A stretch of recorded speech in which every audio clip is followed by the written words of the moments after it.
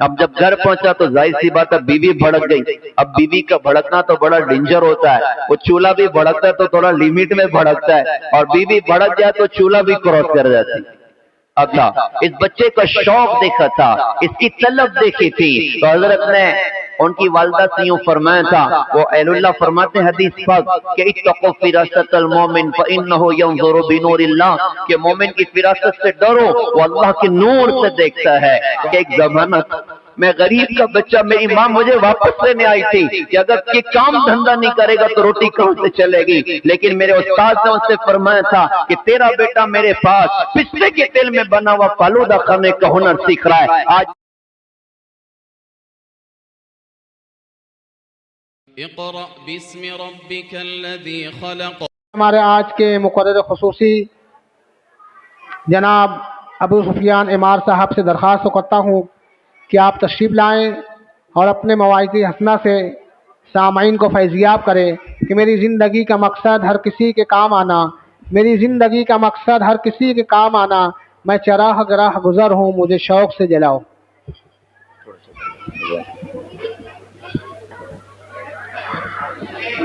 السلام علیکم ورحمۃ اللہ وبرکاتہ. بسم اللہ الرحمن الرحیم. الحمد للہ رب العالمین.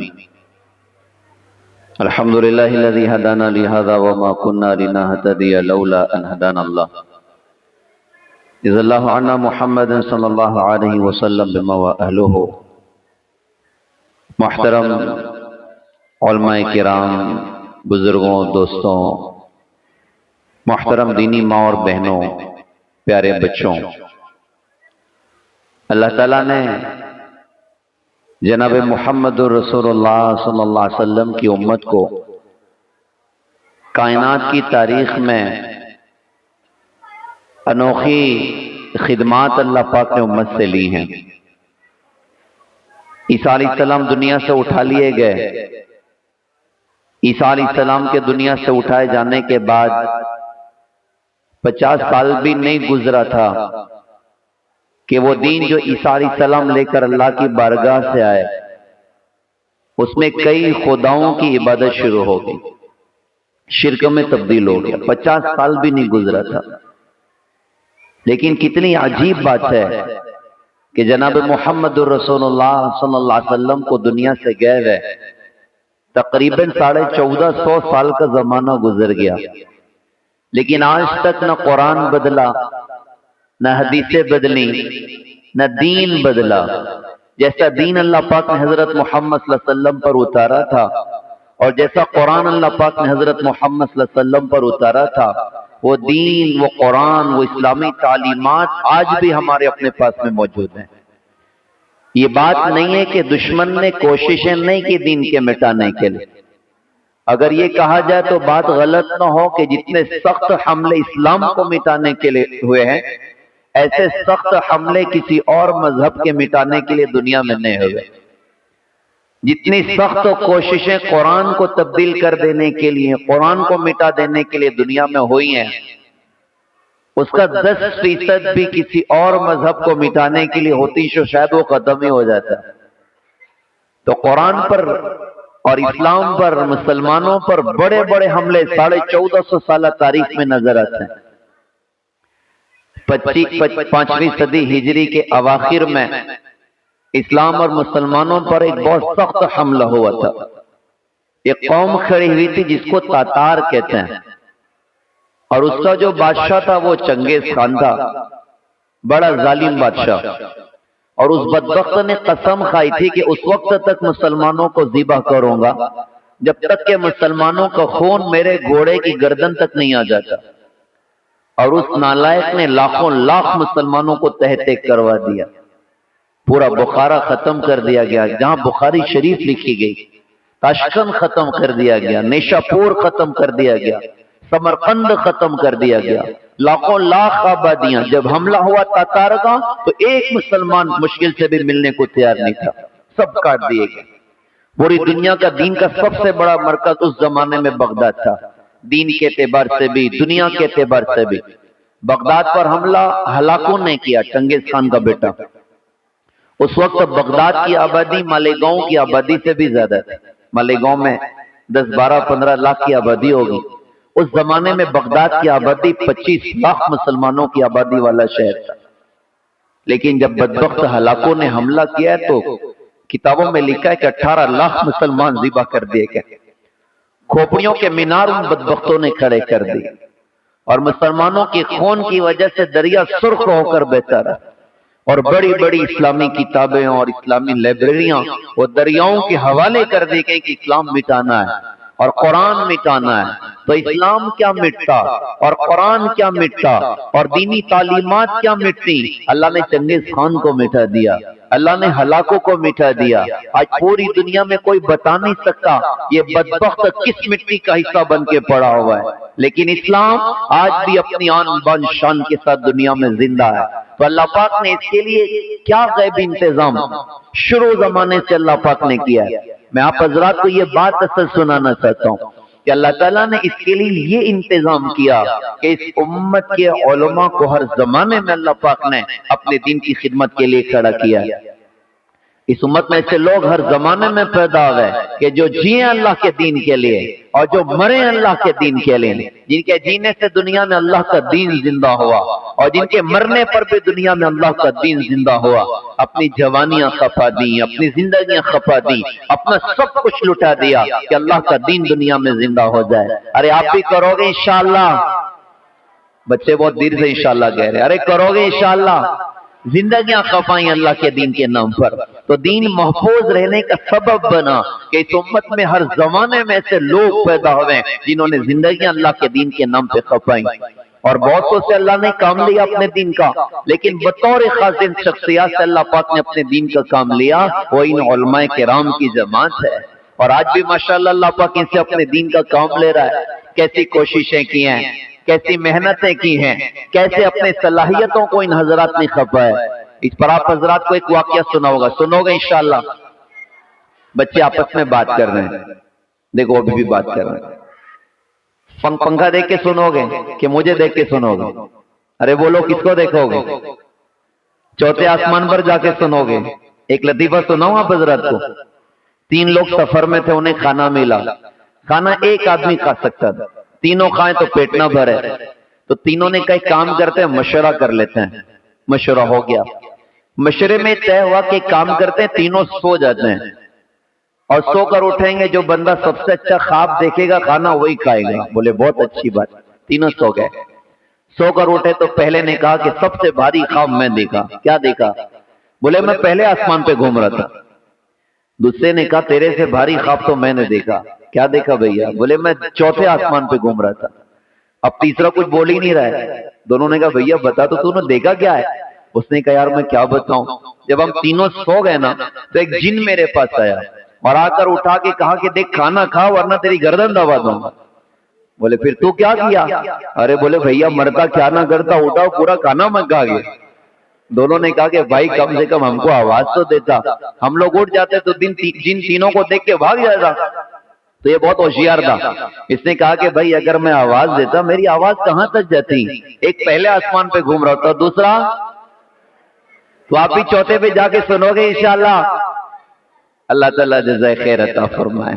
मैं आप हज़रात को सुनाना चाह रहा हूँ, देखिए अल्लाह ताला हमारे उलमाए किराम को जज़ाए खैर अता फरमाए। मस्जिद की मदरसे की फटी हुई चटाइयों पर बैठकर उम्मत के बच्चों को इतना शानदार तैयार करना, अल्लाह की कसम पूरी दुनिया भी सोना बना के इन हजरात को गिफ्ट कर दी जाए, इनकी मेहनत का बदल नहीं हो सकता। अरे माइक पे बोलना कोई आसान काम है। हम लोग वहाँ बड़ौदा जाते हैं तो आप हजरात जानते हैं कि गामा पहलवान वो बड़ौदा गदा, तो उसकी गली का देखने का मौका मिला। तो एक मर्तबा ना किसी बड़े फंक्शन में गामा पहलवान भी जो है वो मेहमान खुसूसी में था। तो हर बंदे के हाथ में माइक थमाया जा रहा था। होते होते गामा पहलवान का भी नंबर आया, लोगों ने स्टेज पे लाके खड़ा कर दिया कि साहब आप भी कुछ बोल दीजिए। अब सारी जिंदगी दंगल में लड़ने वाला वो माइक पे कहां से बोलेगा?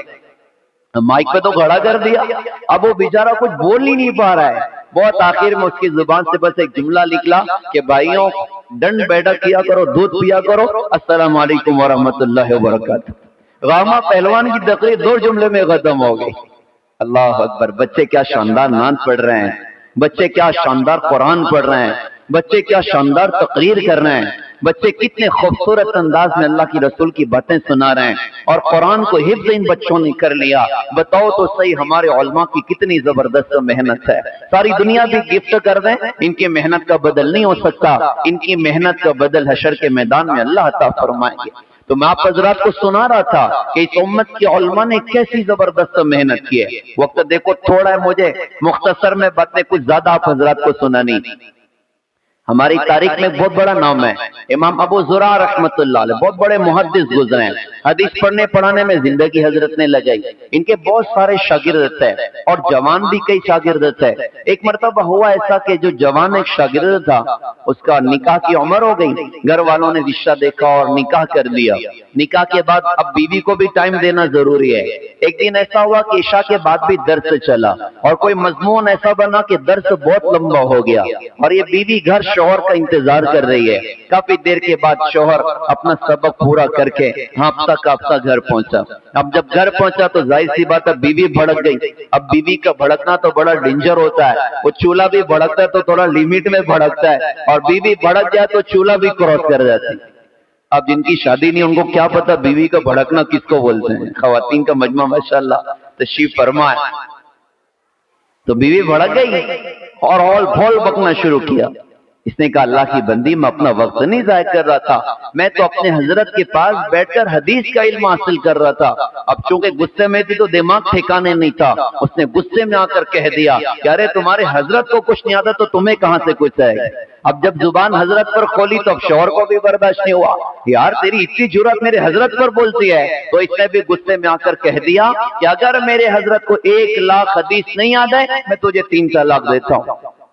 गुस्से में कह दिया। यही होता हमारे यहाँ पर भी, जरा सा कोई बात बिगड़े गुस्सा हो गए साहब, और गुस्सा होने के बाद एकदम तलाक के फैसले कर दिए। और जब गुस्सा ठंडा होता है तो लोग मुफ्ती साहब के पास जाके बोलते हैं कि मुफ्ती साहब मैं ना गुस्से में बोल दिए रहा हूं। तो मुफ्ती साहब भी बोलते बेटा खुश हो के कौन तलाक देता है, लोग गुस्से में दे देना। तो इतना आउट ऑफ कंट्रोल नहीं होना कि एकदम तलाक के फैसले कर ले। तो जब गुस्सा ठंडा हुआ तो बड़ा टेंशन हुआ कि यार मैंने 1 लाख हदीसों की शर्त लगाई है, अगर 1 लाख में एक भी कम हो तो चिड़िया तो ऐसे ही उड़ जाएगी। अब बड़ा टेंशन हुआ, बीवी भी घबरा गई, शौहर भी घबरा गया। रात बड़ी टेंशन में गुजरी। फजर में बीवी ने कहा जाओ जाके हजरत से मसला पूछ करो। यहाँ अपना कप्ता फजर की नमाज में हजरत की मस्जिद में पहुंचा। फजर के बाद खिदमत में हाजिर। हजरत रात में गजब हो गया। बेटा क्या हुआ?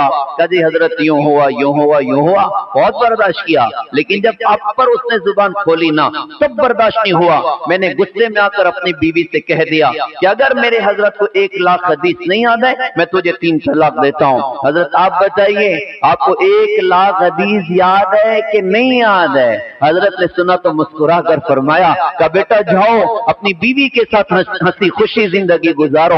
अल्लाह का शुक्र है मुझे 1 लाख हदीसें ऐसे याद हैं जैसे तुम्हें सूरह फातिहा की 7 आयतें याद हैं। अंदाजा लगाओ क्या मेहनत हमारे उलमा ने की है, क्या कुर्बानियां हमारे उलमा ने दी हैं, कैसे अपनी जिंदगियां इन हजरात ने खपाई हैं। प्यारे भाइयों एक बात हमेशा याद रखने की है, वबा का दौर हो और उम्मत अगर डॉक्टर से महरूम हो जाए इस बात का खतरा है कि हलाकत तक पहुंचेगी।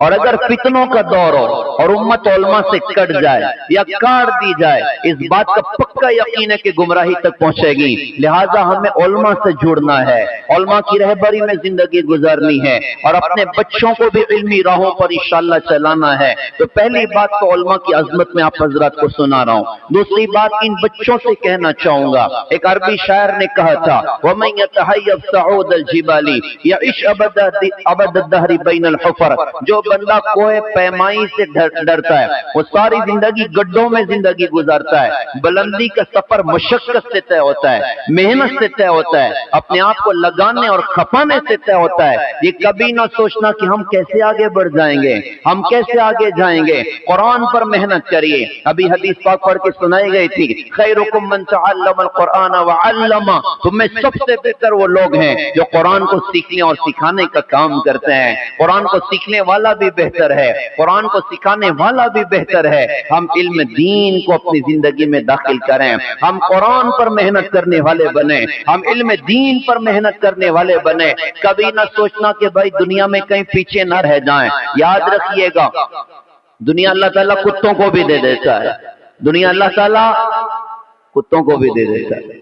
हमारे एक आलिम साहब ने सुनाया कि मैं एक मुल्क में था और मैंने देखा एक बहुत बड़ा फंक्शन हॉल में हो रहा है, तो मुझे लगा शायद कोई शादी हो रही होगी।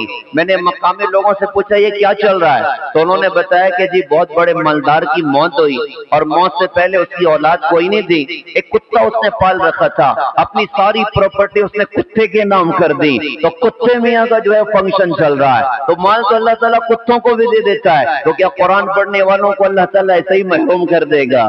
क्या अल्लाह ताला इनको बरकतें न देगा? अल्लाह बरकत के साथ दुनिया में रखेगा, अल्लाह इज्जत के साथ दुनिया में रखेगा। और दुनिया अल्लाह ताला अहलुल्लाह फरमाते हैं कि अल्लाह पाक अपने नाम पर मरने वालों को दुनिया सर चढ़ी नहीं देता, पैर पड़ी अता करता है और बरकतों के साथ अता करता है। इस पर एक वाकया इन बच्चों को सुनाना चाहूंगा, सुनोगे इंशाअल्लाह? अल्लाह जज़ाए खैर अता फरमाए। एक बच्चे का वाकया आपको सुनाता हूँ। तारीख में एक बहुत बड़ा नाम है उस बच्चे का।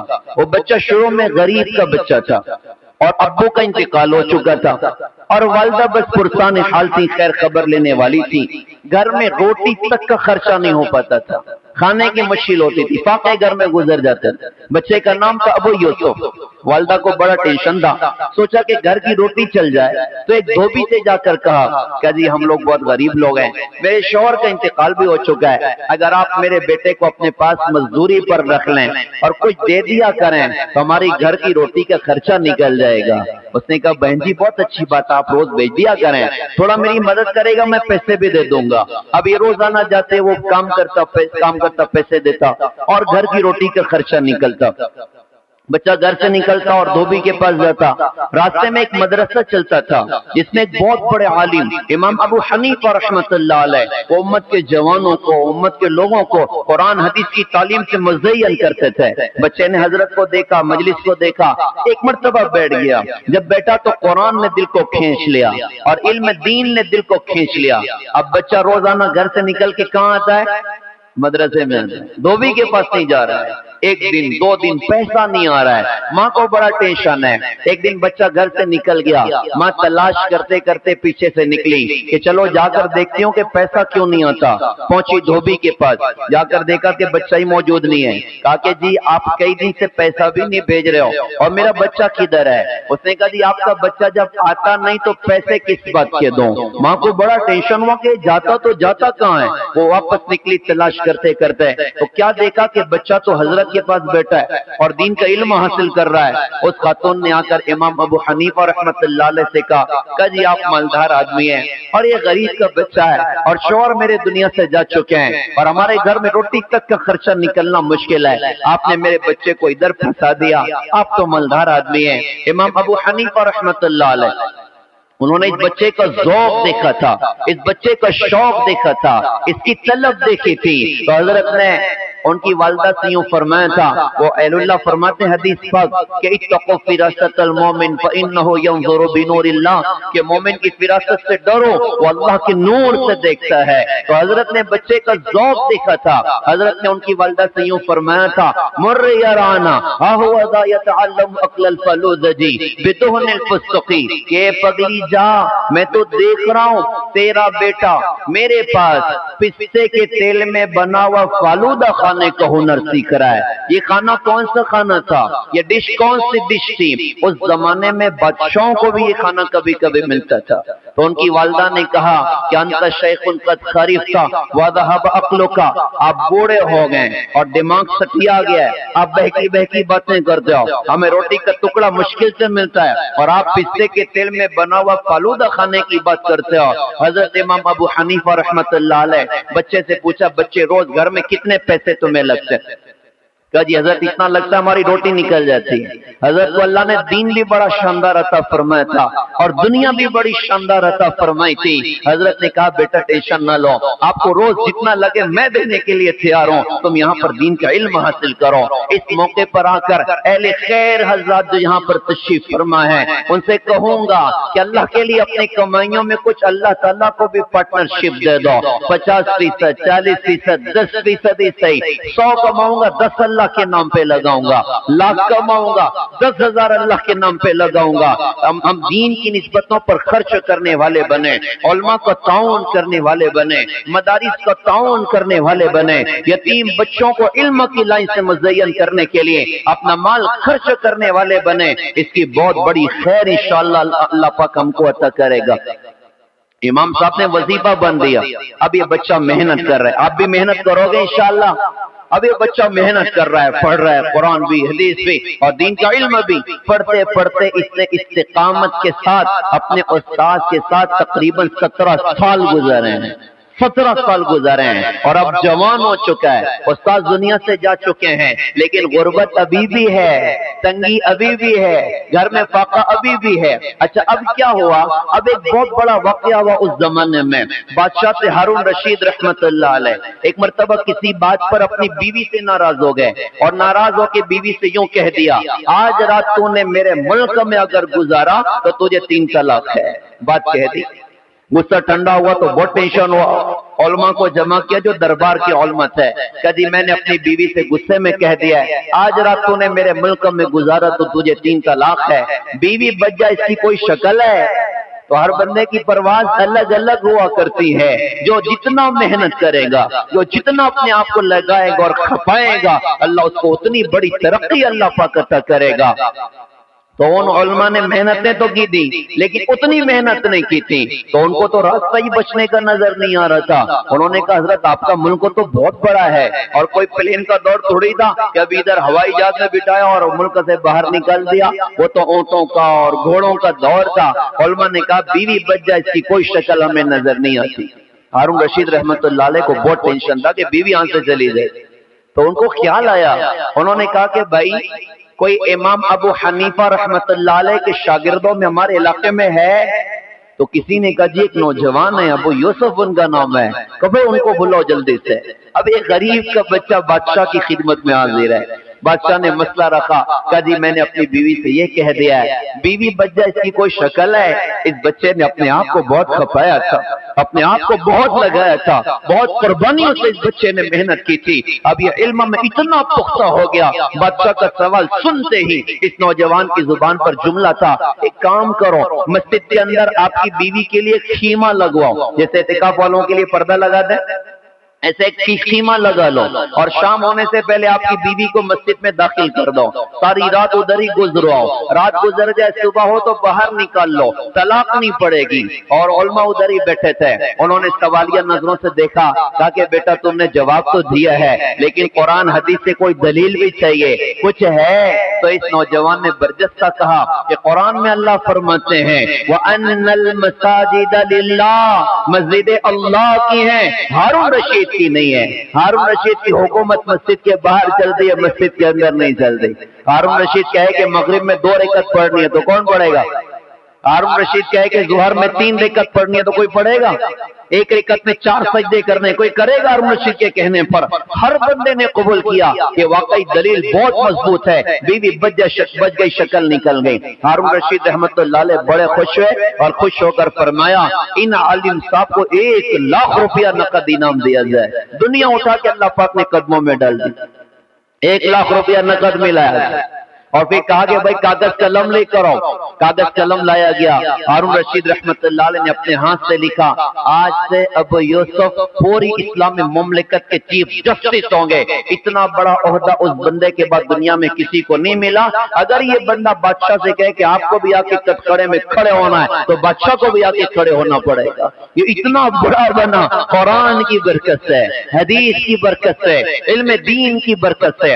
अक्सर ये गरीब का बच्चा बादशाह के साथ बैठ के खाना खाता था। एक मरतबा खाना खा रहे थे, खाते खाते ना कोई नई डिश नजर आई, तो हजरत ने पूछा, बादशाह सलामत ये क्या, फर्स्ट टाइम देख रहा हूँ। बादशाह ने कभी खालिज है, हमारे वास्ते भी कभी कभी तैयार होके आता है, कभी बताएं तो सही है क्या?